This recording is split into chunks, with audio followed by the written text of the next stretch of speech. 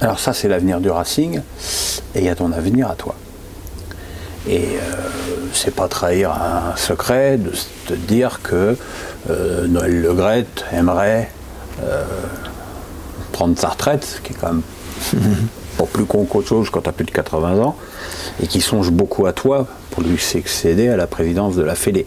Or, pour être président de la Fédé, il ne faut plus être président du Racing Club de Strasbourg. Alors, tu n'es pas président salarié, tu es actionnaire majoritaire du club, donc ça veut dire qu'il faut que tu vendes tes actions, au moins,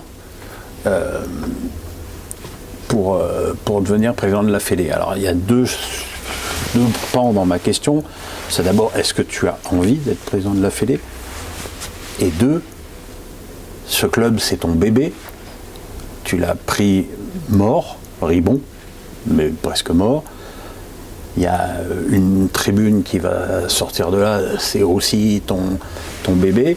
Est-ce que tu n'es pas écartelé par ce choix ? Alors, très sincèrement, pas du tout, pas pour l'instant en tous les cas. Je fais effectivement partie des proches du président Le Graët. Oui, tu es déjà au COMEX. Au COMEX, c'est pour le 2e mandat de suite. J'ai un certain nombre de responsabilités, notamment les sélections de jeunes et les espoirs avec Sylvain Ripoll, que tu connais bien aussi. Ce sont des fonctions assez intéressantes et enrichissantes pour moi quand je discute avec les sélectionneurs, avec Lionel Rouxel, avec Sylvain, avec tous les autres. Je trouve que par rapport à mon expérience de joueur, puis de dirigeant de club, l'expérience fédérale est encore une autre manière de voir la vie du foot français. Je trouve que cette expérience à la Fédé me plaît aussi dans peut-être mon rapport au football amateur, puisque pendant des années, j'étais président d'un club amateur ici, quand on était ces années en CFA, en National, 3 années. Donc j'ai rencontré beaucoup de gens qui m'ont aussi marqué dans le monde amateur. Donc pour moi, c'est une expérience vraiment très positive, enrichissante et constructive pour moi. Après, concernant l'avenir, le président, tu l'as dit, a 80 ans, mais il a été élu jusqu'en 2024. Et moi, je pense que mon rôle, comme le rôle de Jean-Michel Aulas, mais aussi des autres dirigeants qui sont les colistiers ou colistières, c'est d'accompagner Noël Le Graët dans la structuration, dans les projets que la Fédé met en place jusqu'en 2024. Après, on ne peut pas savoir ce qui va se passer, mais en tous les cas, à l'heure où on se parle, moi, je suis dans cet état d'esprit-là par rapport à la Fédé. Et par rapport au Racing ? Par rapport au Racing...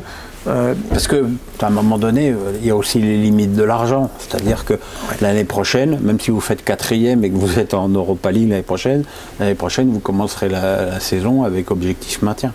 C'est pas un peu lassant, à force, de dire on a un stade plein, on fait tout pour, mais on est bridé par l'argent. Alors Pierrot, je l'ai toujours dit répété depuis quelques années maintenant, on est arrivé, c'est vrai, en termes de recettes naturelles du club, avec les actionnaires que nous sommes, qui sont mes copains et moi, on est arrivé un peu à la limite des risques que nous on peut prendre. Ça c'est clair. Après, qu'est-ce qui va se passer dans les années qui viennent, je ne sais pas. En tous les cas, au quotidien, on travaille comme si on allait rester là longtemps, en sachant que toutes les décisions, de toute façon, que moi j'ai été amené à prendre, et depuis quelques années, c'est toujours qu'est-ce qui est bien pour le Racing, qu'est-ce qui est bien pour sa pérennité, qu'est-ce qui est bien pour sa progression. Parce que depuis 10 ans, on avait l'obsession de ramener le Racing à la place où il doit être. Et je pense qu'aujourd'hui, d'une manière naturelle, en travaillant beaucoup, je pense qu'on est arrivé un peu au plafond de ce qu'on peut faire. Pour aller plus loin, c'est sûr qu'il faudra peut-être un jour plus d'argent, mais pour l'instant, on travaille avec l'argent qu'on a. Bon, c'est plutôt une interview souriante depuis le début. Là, on va moins sourire parce que l'année dernière a été difficile pour le Racing, pour toi, pour moi, avec le décès d'Egon Guindorf. Et surtout le décès de Patrick Dreyfus. Je dis surtout parce que Patrick était beaucoup plus jeune qu'Egon. Alors, Patrick Dreyfus, c'était quoi pour... pour le Racing et c'était quoi pour toi? Patrick était déjà dans le projet du Racing depuis 10 ans. C'est une histoire d'homme, d'amitié. Moi, j'ai autour de moi des amis très proches.